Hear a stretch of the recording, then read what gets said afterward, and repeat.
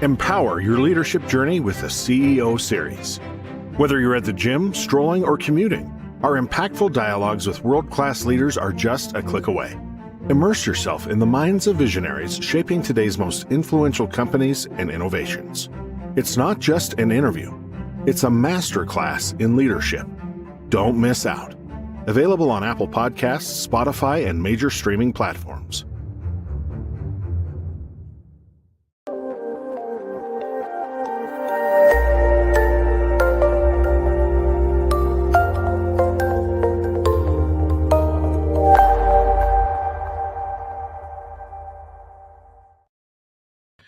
Good morning, good evening, depending upon what part of the world you're in. If it's Friday, it is the CEO Series. Our guest today is Maher Al Kaabi, a visionary leader with over 30 years experience in banking, IT, and family business. And our discussion, as usual, will be on the career journey, leadership philosophy, and commitment. We will explore all of that.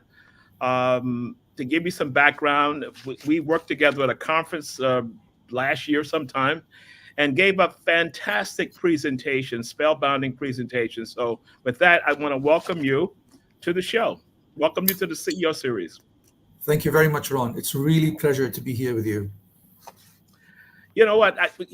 When you gave that presentation, I was thinking through as I was reading your bio, and I'm like, wow, that's quite a journey. And one of the things that we explore on the CEO Series, that how did it work? How did you go from here to here? Because sometimes people look at a person at the top and they think it was all smooth sailing, which is the exact opposite for the vast majority of time. So walk us through that. I think it was an exciting journey. I think apart from planning only one thing, the rest came in automatically, to be honest with you. I mean, God has been very gracious to me. If I to start, I mean, I used to develop games. I used to make programs when I was very young, when computers were very primitive. This is Commodore 64, so in the 80s. And then I said, I'm going to study engineering, software engineering. I'm going to develop programs for people. And that's what I'm going to do. But very quickly, just before going to university, we were sitting in a family gathering, and we had my father's uncle along with there. And we have a lot of doctors in the family. So like saying, okay, why don't you study medicine? It's really very good for you. Because in a good profession back in that time, I was kind of convinced. I said, okay, let me try that. So I went and studied medicine for 1 year, just believe it or not. And then after 1 year of studying that, although I was doing still very good, I mean, like I was still happy with it, but I don't think it was for me because I'm not really known of putting my head into a lot of books. And other thing is like, I can't see the pain of people. It was very challenging for me. So I told my dad, who was extremely understandable, I told him, look, I would like to go back to engineering if you don't mind, without any hesitation. And that was really amazing for him. He said, that's your career, go ahead. So I was thinking, then why did you guys tell me to study medicine in the first place?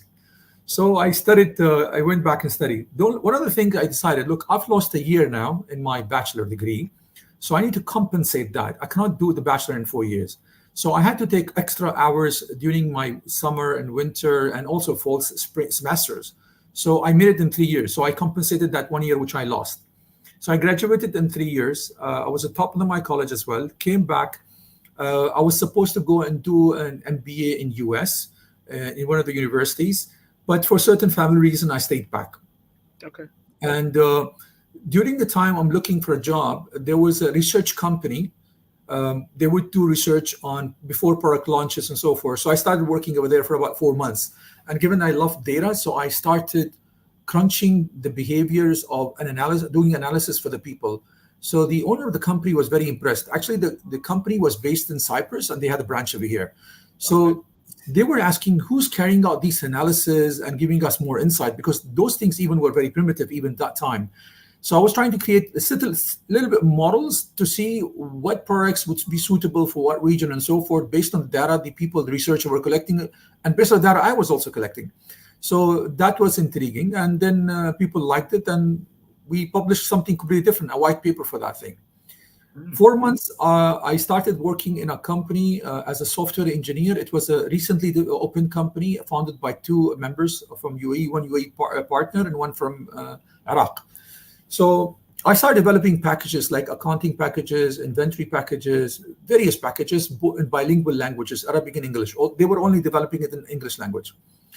And very shortly, they realized I'm developing packages in about 3 weeks' time, a full package, full blown. I would go for the sales call myself, get the requirement, come back and develop it.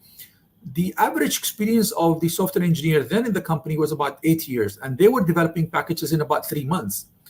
So the both co-founders were very intrigued, and I was like, "What is it that you're doing different that you're able to do it in 3 weeks, and they're doing it 3 months?" They actually were doubting it. They were not like saying, "Okay, this is really happening." So I showed them the way. I said, "Look, I'm using the techniques available in the program itself, which actually provides you how can you shorten the time of doing it, which is using a FoxPro language at that point of time and using DOS and C++ as well." And I think it took them 24 hours. They came the following days, both partners. They said, "Look, we've decided that we want you to be one of the other co-founder with us." Wow. I am 22 or 23 at that point of time. They were about 30. They were 10 years older than I am, 32, 34. So I said, "Fine, sounds interesting." So I called this thing accidental co-founder. They said, "But you need to put in equity because, we put in equity in the company and all these things." Of course, I did not have the money. So I went and asked my mother, who had the money, and my father did not have the money. So she was very kind enough to lend me money, and which I brought the following day, and I became a co-founder in the company. So that was the start of my career. Yeah. I think the only decision I made then is like during college time that I'm going to be doing programming as much as I can only for 1 year. And after that, I'm going to venture into doing something completely different. What is it? I don't know. But I will not do programming for the rest of my life. Okay. Then I got an offer from a company called, while I was working in this company as a co-founder, in a company called KPMG Bitmarwick. And that was the time where KPMG took over Bitmarwick then. Yeah, but I remember that. Yeah, accidentally, one of my friends who was also happened to study in the same place, his father knew recruitment agencies who founded the recruitment agency, and she told us, "Look, I've got you an interview in Citibank. So why don't you go and try over there?" I said, "Look, I've got an interview. I got an offer already from KPMG." She said, "Just go get an interview done and come back." So we went. We both went to the interview. I was selected. He was not selected. So I felt a bit bad that it was their reference and I got selected. He's not got selected. So I told her, "Look, I'm not going to go for this company." She said, "Why not?" I said, "Look, first of all, I feel bad. Second, what is Citibank? This is back in '93. Yeah. There's no internet. Nobody knew what Citibank is. I had no clue what Citibank is. I don't know where this bank originated from." So she told me, "Do you know what Citibank is?" I said, "I have no clue." So she explained. She gave me one advice. She said, "Look, if you join this bank, trust me, Maher, in 10 years' time, you will thank me that you joined that bank." She said, so I told her, "Should I let KPMG? This is an American company, by the way, because they gave me a good background about it." She said, "Trust me, you need to go just for Citibank. And don't feel bad about your friend. I will get him another job. Don't worry about it." So I really joined at Citibank. Even the people who were interviewing me, I was lucky enough to get interviewed by people who became later on leaders in the industry in UAE, and they're very well known. They're all were local UAE nationals. Hussein Al-Qimzi was the second guy who founded DIFC in Dubai. Yeah. He was also the CEO of Sharjah Islamic Bank, Noor Islamic Bank, and then now he runs his own investment advisory as well. Yeah. So and he became a friend. So he was my boss, to be honest with you, when I joined the company. There were other people like Hilal Daher. There was Hafsa Al-Ulama, amazing lady, to be honest with you, UAE national. She was also an ambassador for UAE in one of the European countries, then one of the LATAM countries as well. An amazing person. So I joined the bank, and this was an accident for me to join Citibank. It was never in my mind that I will ever join a banking career, to have a banking career. Yeah. And they ended up being in the banking industry for about 28 years. Absolutely amazing. As you were walking through that story, when you mentioned that initial gaming program, Commodore, was it? Commodore 64. Yeah, Commodore 64. I'm like, whoa, that goes back a ways. So you're doing this, and then you decide to go to medical school based on family, and you wanted to go back and do engineering. You speeded that up. Those were those were major decisions in your career, and I'm sure there were roadblocks that came through, but that was kind of a visionary at that age to be realizing that I don't want to do medicine. I want to do something else. I don't know whether I want to do banking, but I'll try it, and I give myself 1 year. Where did that thought process come in as a kid? I mean, you know what I mean? As you're a young person, that's a heavy level of thinking and making decisions. Yeah, banking became interesting when I got into the banking. And I tell everybody now, if you really want to learn something and have a wide horizon of yourself, work in a bank, because bank is a mini economy. Like you have a Okay. Ministry of Finance, you've got finance. You've got marketing, where you do your tourism. You've got something similar to that, marketing. You've got a Ministry of Economy. You've got an economy department in the banking industry. So the bank is kind of I would say, a cornerstone of every single industry within the country, and it actually makes you look at every single thing. So Yeah. it completely widens your horizon, provided you actually self-learn quite a lot of things. Because I've seen a lot of people in banking, they're kind of very specialized in one field, which is fine, which is excellent, because you gain mastery in one thing. But I always advise, don't stick to one job in banking. And while you're doing one job in the banking, keep on seeing what others are doing and how can you build that relationship for you to have the broader horizon. So one of the advice I used to give all to my people, and I'd worked with great people, whenever you make a decision, elevate yourself 2 levels higher up. Your decision-making process is going to be completely different, and you'll become actually selfless, because now you're looking from a bigger helicopter view vision, and you're not looking after your own interest or your department or your people, but you're looking at the interest of the entire company. So this gives you a different perspective. Yeah. And I think my people did it fantastically well, to be honest with you. Yeah, that's amazing because when I counsel, I work with a lot of CHROs and aspiring CEOs, and I said, if you read a business headline and you see something happen, what would be your possible solution? How would you break this down? I saw it on the news today that Apple did this new advertising campaign. It was a complete flop. So my thought is that always put yourself in. It's kind of the same situation that you're talking about. If you were in that situation, what would you do? And that comes back to what you mentioned earlier: is that how do you self-learn? How do you stay in a learning environment, a mindset? Because lots of times people get to a certain level and they say, "I'm cool. I'll ride this out, and I don't want to do anything else." Self-learning. Talk to us a little about why that's important.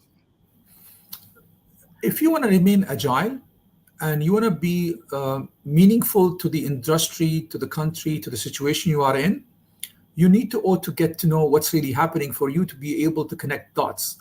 And that will help you to make the decision process accurately. And I can tell you, at every single step of my life, I've never looked at one thing, because if I would have done that, then I would have a very narrow approach of approaching something. So I kept it wide. And because I kept it wide, I got great CEOs I've worked with, and the best CEO I've ever worked with was the first CEO in Citibank UAE, was Ahmed bin Break, an amazing gentleman who actually identified that talent, and because of that, he actually kept me and my other colleagues in the top fast track. So Citibank is like an institution; it's a university, Yeah. and they spot every now and then to see who are the future leaders. And I was so humbled, lucky enough that they put me as early on. And maybe the first 2 years in my career over there, or first 2 careers, is like saying, okay, these are the top 10 people we want, and they should be leading the bank in the future. Wow. And they will test you for anything else. So they don't look at the age brackets. They look at what you are, what you're capable of, and they'll actually. That's why I was one of the youngest VPs in the career of Citibank, and Citibank was across 100 countries.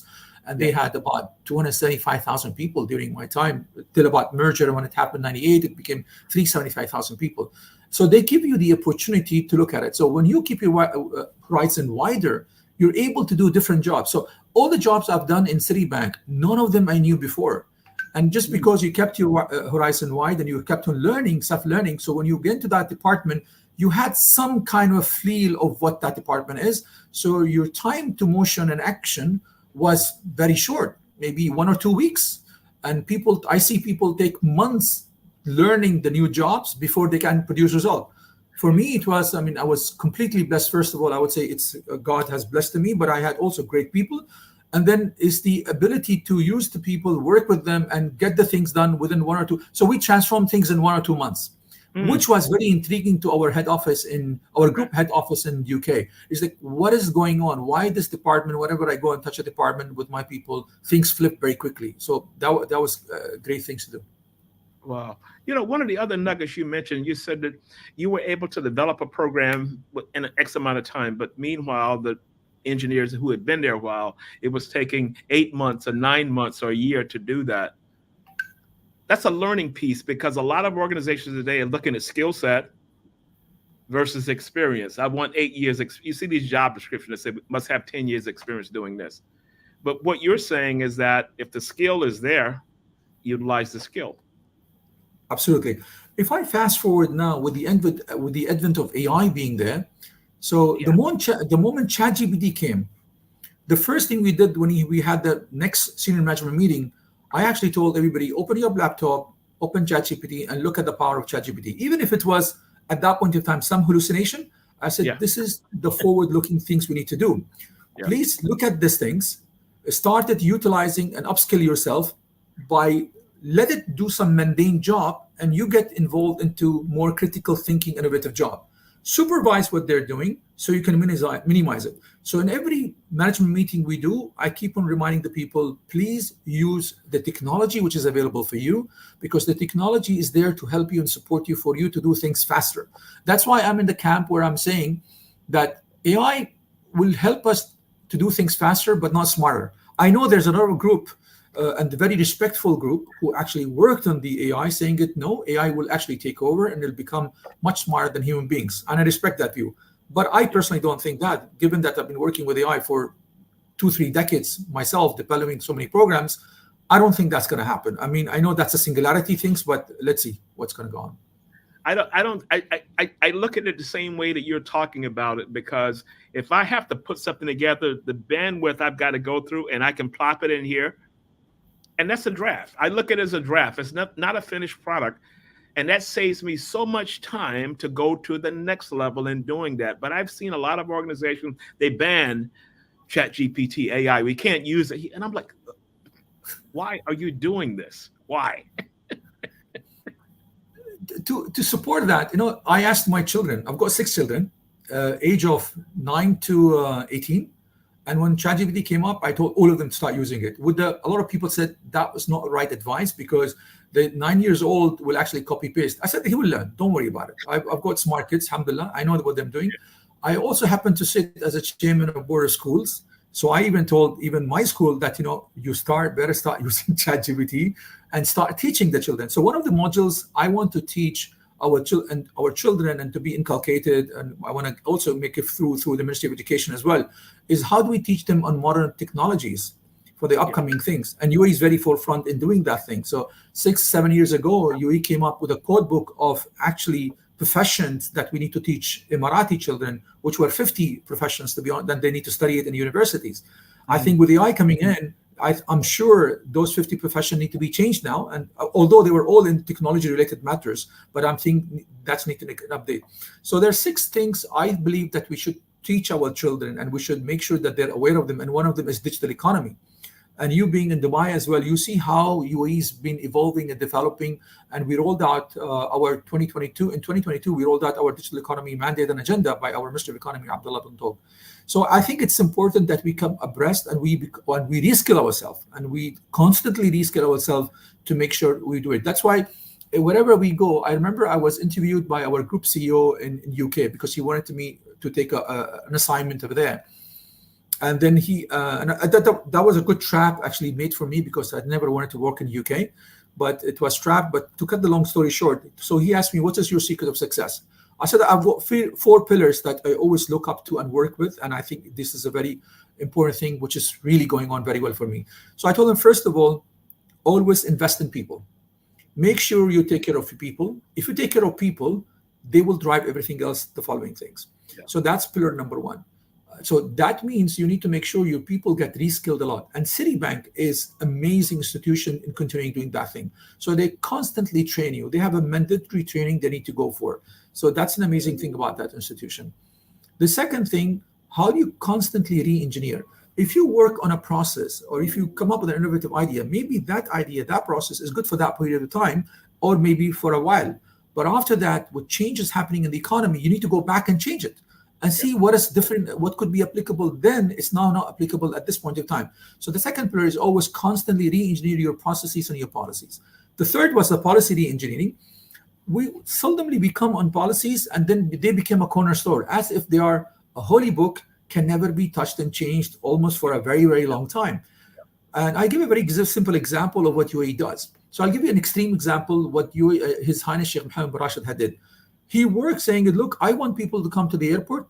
I want them to come to have the most seamless access to come into and visit the country. They should walk in through a green light and that's it. And everything is done. Of course, they were testing it for a while and we've gone through it and it was an amazing experience. Who could allow people coming in through a green light without you flashing your passport and ID, anything? Of course, you need to be UAE residents because they have to take your biometric, but still, it's amazing. They were the first to apply that thing in the entire Middle East. I mean, I think even when I used to go to US, it was very difficult getting into US, to be honest with you. Don't even go there with that, because that was it's the worst. Go ahead. So you need to constantly look at your people, processes, re-engineering, and change how policies should look like. If you constantly keep on doing these things, you kind of remain agile. You may have a lot of other goals, success factors, but I believe over my 30 years career now, I believe very early on, I decided that this is the right thing. And this is something I amalgamated it at the age of probably 26, 27. So I realized that worked very well because I was working with people since I started my career. And the moment I took care of people, and by the way, people are very smart. They will actually get to know whether you're genuinely taking care of them or you're not. And I always tell people, if you're a chameleon, you can last for 6 months on average. That's the statistics. Okay. And you will show your true color on an average of 6 months, either earlier or either later than that. But 6 months is an average for you. So always don't judge people or new CEOs or new heads and all this thing as early on. Give them time. Take your time to judge them. And that worked very well. So the people are very smart. So you need to be very genuine how you take care of people. And people will see through. Some people will see through it. You need to teach it. You need to teach a leadership development course. You really, really need to get involved on that side, because I do a lot of work on that. And what you're talking about is just practical knowledge. This is not brain surgery stuff that you're talking about. You know, listening to your people, making sure that you're there for your people and guiding them through careers and making decisions and all of that, which is what it's about. But you know what I find interesting is you were talking through, you tried medical school and you went back to your father and said, not working, I want to do something else. And your father was there to guide you, a gentle hand to say, you know what, try something else or whatever it is. And I say that because I know so many lawyers that are not lawyering anymore. I know so many accountants that are not accountants anymore.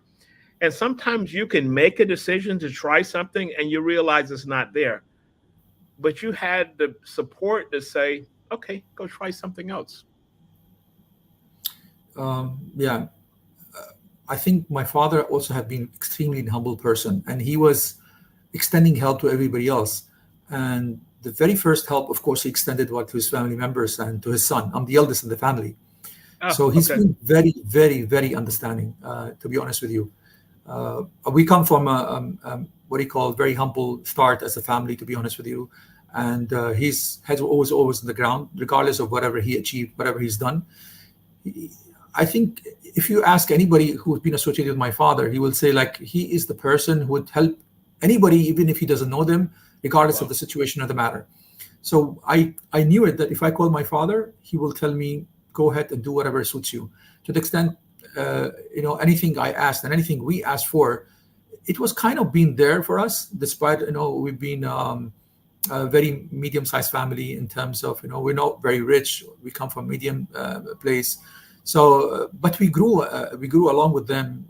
Mom was amazing as well, very supportive all the time. That helps. I mean, I think being a family-oriented, having values, kinds of make you go a long way in life. And that's one of the 6 things I want to teach our children, which is how do we preserve values? And I'm jumping over here because that's very important from a support perspective. I've invested in a company called Optimization Hub based in Australia. The CEO and me have the same aligned thoughts. Is how do we support transitioning of children, particularly those in the university today, so they can hopefully in the future become good leaders. And because the leaders we have today, mostly in the world, are not really helping out because we are actually on each other's throat, to be honest with you. That's So another how do we change? that's another discussion. Yeah. Trust me. Yeah. So it's good to have a good family support system. It's very important. There is a statistics days. If you have a strong family with strong values, the chances of success of this family is about 93%. That's Really? relatively huge. Yeah, it was a statistics that I read somewhere in about 95. There were McKinsey involved into it. There was another independent study done by BCG as well. And they were studying family businesses, values, and all this thing. Intriguing, because usually they don't do this kind of stuff. Yeah. And there was some local studies over there here. And they realized, when you have a good value system in a family and the family is being very cohesive, then your fabric is strong. You're able to go a long way. I think of, you talked about your father. I think of my father, never finished college or high school for that matter, but he was a small businessman. And I think of the sayings that he would say to me, and he would talk through things when I was a kid. Sometimes you ignored it, but so many times when I'm facing a difficult situation, it comes back to an anchor point that he talked to me about. And I go back to that and use that as my guiding piece to make a decision or whatever. So I understand how important that is, that family structure, to do that. So how do we help? I teach at American University in Dubai. I teach a course there in the MBA program on human resources. And I think of all the work I do, I enjoy that more than anything, because I enjoy working with the young kids, young adults who are trying to figure out what it's going to be like, trying to get this degree and move beyond that. Of all the work I do globally, I enjoy that more so than others, because based on the same thing you're talking about. How do I give back and connect with people, and it's not just transactional? I can relate to that because I go and give talks in universities, from New York University, Birmingham University, University of Sharjah, Harriet Watt, and so forth. And of course, I talk about different topics. And you actually reminded me when you said your father. My father was very kind that he would take me to the schools and bring me back. I think I was the only one who he did that too. The others had to go to the bus to be over through the buses. And the four things he taught me all the time, it was just amazing. All coming from our value system, from our religion, faith, and so forth. So, that's important that we resonate that with our children and even the young children and young, youth that we have in the universities. So one of the things he told me, one of the first important thing he told me, he said, never, ever lie. Whatever happens, never lie. You'll always be successful and succeed in your life as long as you're not lying. Everything else can be managed. Second, he said, never ever talk about and mess about with anybody's female, woman, girls. Never get into that business. Mind your business. You've got a mother, you've got a sister. In the future, you'll have a wife and a daughter. Yeah. Third, he said, never borrow money. You've got a half a dirham, spend that. Don't overspend anything. So he taught me financial freedom early on, while I'm trying to develop a course for financial freedom for our children in the schools. Okay. That's one of the things we need to teach, out of the 6 things. I already mentioned 3 now. And fourth, he said, if you ever lend money to a friend or anybody, expect it that it will not come back, so you don't lose relationships, or don't lend. Yeah.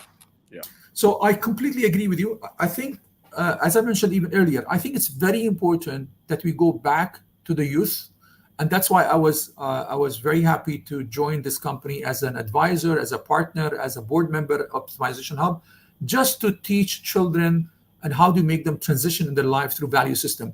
And we go across globally all the universities. Now, one of the last courses we done was American University of Nigeria back in November. So we did a course with them. Then we were invited by the president of Nigeria himself, the newly appointed one.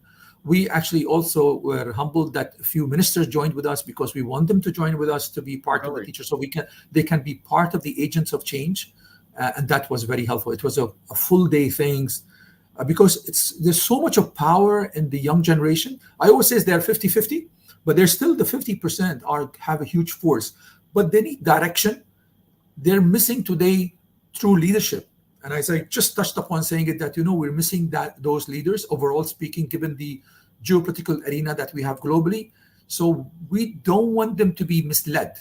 We want cohesiveness between them. So I completely agree with you. So when I go to universities, I feel inspired to be there. And that's why I prioritize my speaking universities or schools vis-a-vis going other places, speaking other panel discussion or keynote deliveries. Yeah, I'm the same. That and educational conferences. If that comes up to me, I'm going to try and switch something around to be a part of that, because I understand the importance of that. So mentorship plays a huge role in that. So as you manage teams, in all of your work that you're doing now, what are some key groundings that you developed, the new level of leaders like you talked about the person who spotted you and you were half the age of the others, but they saw something there. How do you handle that from your side now that you've gone through this transition for 20 plus years? What is your go ahead. Yeah, I had a chance, a very humbling chance, to meet someone called Liz Wiseman. Liz Wiseman, she wrote a book called Multiplier. And I was in a workshop with her, and she actually interviewed lots of global leaders globally. And one of them was Tim Cook, who's the current CEO of Apple. But when she interviewed him on his leadership style, he was a COO at that point of time. He was not a CEO then, because Steve Jobs was still alive. So we had a great discussion, and she happened to give me her book and write me something. So based on a couple of hours of discussion with her, she said, "I wish I could have interviewed you for my book." I said, "Why?" She said, the thing you talk about leadership is exactly what I'm looking for. So she wrote me a book, and I've got the book with me over here. I'm not sure if that's the problem with sometimes this thing. Multiplies. So I know the book. I've read the book. Yeah. So she wrote me, "You unleash genius and brilliance around you." So she asked me, "Where did you bring your stuff from?" Because this is exactly what I teach in my book. So she had two leadership styles. She said, leaders can be either a multiplier or a diminisher. Multiplier, that means they multiply and breed leaders around them. They make sure the team become leaders. And diminishers, they actually suppress their people out of scare, and they do not want them to be leaders. Or there is a subcategory which is accidental diminisher. Yeah. So they're diminishing their people unconsciously. They don't want to do it, but they're doing it because of their style. And given that I've been working with people so many, my objective was all the time, how do I have every single person I'm working with, at least the management team of mine, that they become strong leaders themselves and they can take over my job, which is opposite what usually people feel about, because they said, okay, if somebody get ready and take over my job, what am I going to do next? Yeah. What I used to tell my people, the moment you're ready to take a new role, I'm sure I'll find something else. I mean, God is so great, and job market is so great that you'll always evolve. Nobody stays static. If this job was constant to the person before me, then I would have not got that job. And similarly, other jobs as well. So again, very, very humbling. I think almost all my people I worked with who reported to me, worked with me directly, they all were significant, smart, very down to earth, strong leaders. When I talk to them, and some of them, I have a working relationship with them for about 20 years. We were in Citibank for about 15 years. Then I moved to a bank from faith perspective to Islamic bank. I asked them to come and join me. They didn't even ask what's going to be the salary like. They didn't even ask what's going to be the title like. They said, "You're going, we're coming with you." So I took quite a lot of people. That was a kind of a good parade to the new bank over there. So I think people ought to make sure if you want to really adopt a style that you actually breed leaders, that you make sure that the people around you will eventually have to take over your post. Make them all ready, and the best will win and get it done. And if not in that organization, maybe another department, maybe another organization. It's amazing. What I was going to say, it's amazing you mentioned that, because I got a flashback. I worked with 20 years ago, and we sit down and have these conversations back and forth. And she's in Australia now on a project. She's a managing director for one of the big fours. I won't say which one. and I saw that she was giving a speech. I heard a keynote, and I said, "You have no idea." I said, "I have a big smile on my face from Dubai." And she said, she sent me a DM, and she said, "I often look back on the conversations we had, and if we wouldn't have had those in-depth conversations on 42nd Street when nobody was there early in the morning, I don't think I would have been here." And you have no idea how great I felt, because I still connect with people that I worked with my first job out of college, that I've managed, and building the relationship with people, mentorships and all those kinds of things, because it is important. So thank you for kind of giving me that flashback. And I had this yesterday. So I want to do a quick shout out to people that's listening in. Dana Thompson says, "Agree that membership is essential." She said, "Your father's saying because became your inner voice." That is my inner voice, because I always think, well, what would Daddy do if he was here? Because his level of thinking was always basic. He didn't go through the big theories, and he didn't know the big theories, but he knew how to build a business, and he knew how to be successful, and that's all he dealt with. Um, John Self, who's a frequent listener every week, says that there was a study at Harvard found that successful managers come from families where they embed with a strong sense of love. In other words, building those people through that particular category. Peter Piccinini, who's going to be an upcoming guest, I got to send him the invites on this. He says leadership development, absolutely, really great. We have Joe Levy, who we worked together at IBM years ago. Reading from New York, self-learning is a great motivation. And who else do we have? My good buddy here, Jim Moy, who's a big shot attorney in Washington, D.C. He doesn't like when I say that, but he was my neighbor in Saudi Arabia when I worked there as a chief human resource officer, and he came over, and very, very good friend of mine. So the reason that we do this show, it's about people learning the interactions beyond the role, because I think social media kind of shows you everybody's here, but you don't know what the transition was as you walk through that. Medical school wasn't for me. I want to try something else. I want to get here and try engineer. And you did all these things to get there. And I think lots of times younger people, again, I'll go back to why I enjoy working with these schools, because you see young people going through this transformation and trying to figure out what it's going to look like beyond this. So that's just why exactly that we do this. So walk us through. I'm going to come back to you now. Walk us through how you faced a major challenge and you were able to make a decision and kind of circumvent and get back on track. Because we all have these stumbling blocks to say, oh, what am I going to do now? Life is full of challenges. I mean, I don't think life would have been good if we not face any challenges, to be honest with you. And that's the normal thing to have. I think that's the norm, that you would face challenges and not to face challenges. Very few people not facing any challenges. I think the best way to handle any challenge, it's always be with your team. And I remember there were a lot of challenges. I'll give you one of the most, I think, important ones. I was sent to Bahrain to audit Citibank Bahrain because they kind of wiped up their full year budget in the first 2 months. And the CEO said, go and just an audit, see what's going on with that business, because that was a good business. What happened suddenly in that year? This was year 2000. And they also sent me an amazing lady from Turkey. She also audited with me. And at the end, we gave a report with 33 things to be done. Cut the long story short, they told me, come, okay, why don't you work on this? And you stay back. And I said, no, I want to go back. And I come back and they said, okay, they kind of convinced me to work over there for a year. So I started working over there. Now, the people were great. The entire team was really nice, but I think they were lacking leadership, in my humble opinion. So we worked with them, and in my humble opinion, I wanted to make sure in the first 6 months, we reverse the trajectory of whatever losses we were going through, and then we need to then go and develop the entire thing. We never hired a single person. I hired only one additional person. We've never fired anybody. Nobody was let go. The entire team was made to completely become productive automatically. But how did we do it? By sitting almost together, all of us, telling them this is the situation. This is a firefight happening now, and this is the challenge upon us. What do we should do next? What do you think?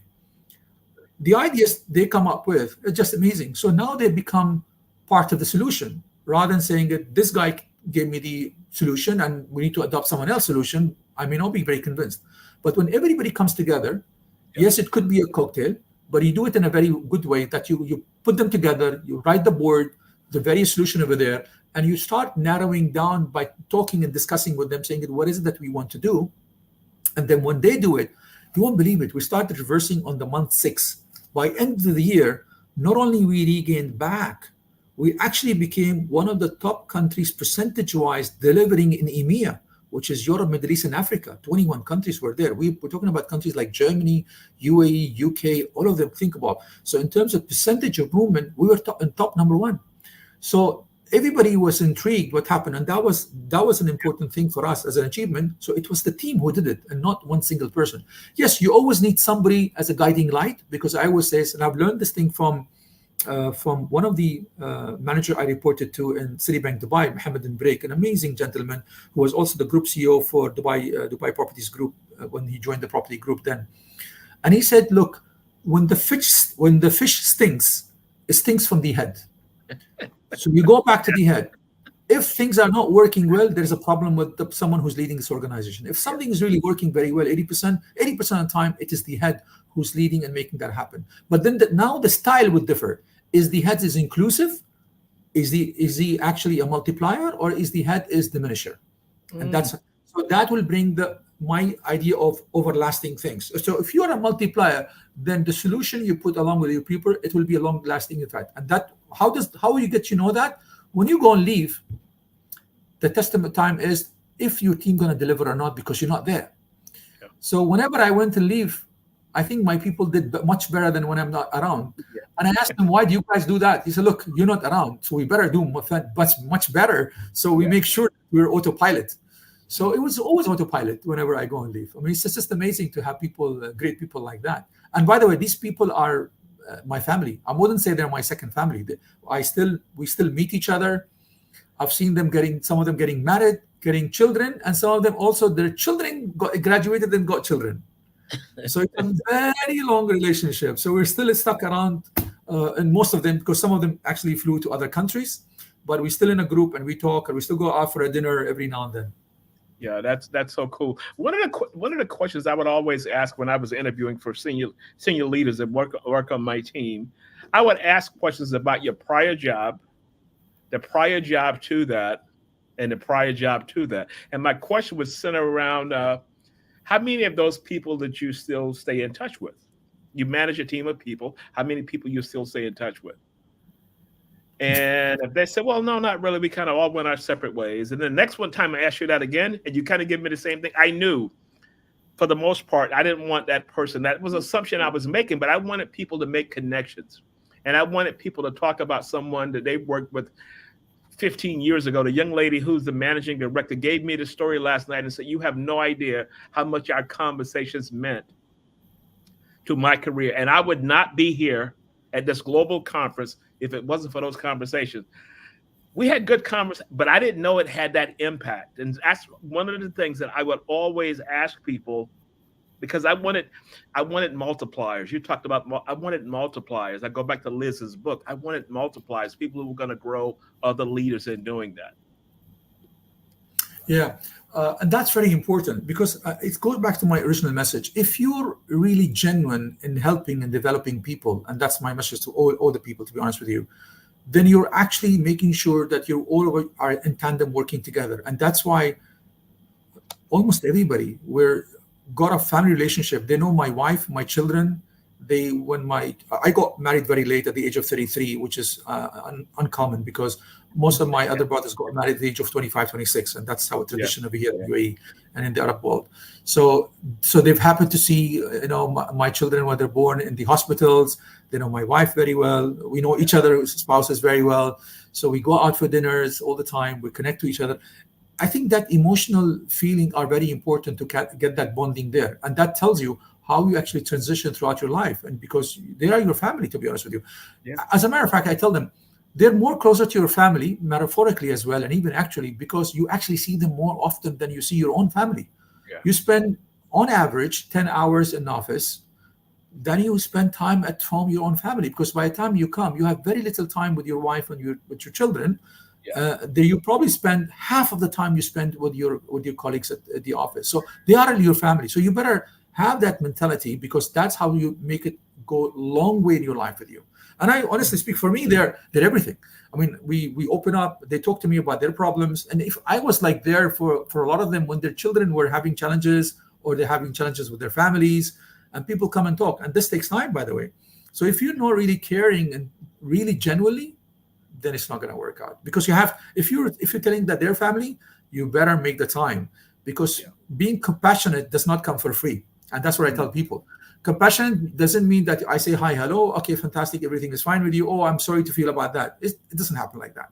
So when you're compassionate and you're actually with your people, that time you're spending with your people, you have to compensate it, because now you have to work extra to get the work done, because you've invested that time with your people. But your time, your work, what you need to attend to, probably has gone, so you have to compensate. That's compassion. So to be a compassionate, it has a price tag, which is time. Yeah, that's the authenticity that comes through, because I've always said people can spot a phony 2 miles away. I mean, so when you think about leadership, being authentic, and people realize that you really care, as opposed to a transactional, and then you go to the work and I need the work done by X amount of time. So that's the key to that. Yeah, absolutely. So one of the goals as we begin to close out, one of the goals of the show was to bring powerful leaders in like yourself. And when you gave the presentation at the conference that I was the MC, I'm like, whoa, I need to talk a little more on that. And that's what kind of connected the two of us. But it's a creative platform for people across the globe to say, hey, it's not easy. It's not linear, because there's going to be a lot of detours and all those things that can come about as a result of that. So I want to congratulate you, because you brought up the full mission of exactly what the CEO series is about. And as we begin to close out, are there any takeaways you'd want to leave the audience? Sure. On your journey on leadership? That's the message all the time I will give to everybody else, and I give it to my children very, very often.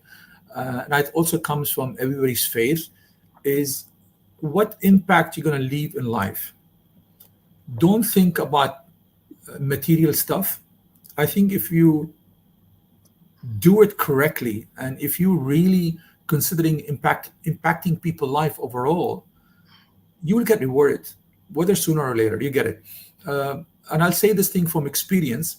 When I was young, at the age of 22, you've got full of emotion and so forth. One other thing which really bothered me is, like, I wanted to grow very, very fast. And I wanted to get promoted twice a year, not even once a year. So I was lucky to get promoted every year at Citibank, which was itself kind of an exceptional as per the CEO. So when I was not getting promoted, the CEO is telling me, do you know that you're exceptionally getting promoted every year, and that's something doesn't happen in the history of Citibank? So now you want to get promoted every 2 years? I told him, look, because I know what I'm doing and what value I have. But then every Ramadan, I used to sit, I still do it today, even till now. I sit with myself and say, look, what is it the thing I need to change in myself to become a better human being? Wow. And one thing early on I got to know, I think that was age of 26, 27. So I used to tell myself, look, if I am a believer, I believe whatever I do, I will get rewarded by God, whether here or thereafter, then I should focus on doing my job the right way, where I impact people's life, and leave the rest to God. It will automatically come. And I've seen of that result coming in. So I was not worried about what is my next job title early on at the age of 27. But before that, I was, to be honest with you, I was really worried, or I was really aspiring to get those titles very quickly. But at the age of 26, 27, I said, this is it. I'm not going to worry about what's my next job, what is my next title, what is my next income. I will leave it to God. I want to make sure that I do what is the right thing for the organization, for the people, and how I impact their life. And I leave the rest to God, and it will automatically come. So if you want to fight for your people, fight for their rights. If you do that thing correctly, everything, and you really inspire them to and make a career for them, God is not going to leave you alone. And I think God has been great to me because of that. Yeah, it's going to all come down. So thank you so much for being a guest. This was absolutely impactful. As we begin to close out, for people that are here, like, comment, share this interview with your friends. We do a rebroadcast on Wednesday. The entire program will be live again, and we'll do a marketing piece behind it. So thank you so much. Stay online as we begin to close out. Thank you. Thank you. Take the CEO series with you anywhere, anytime. All episodes are now available on Apple Podcasts, Spotify, and major streaming platforms. It's not just an interview, it's a masterclass in leadership.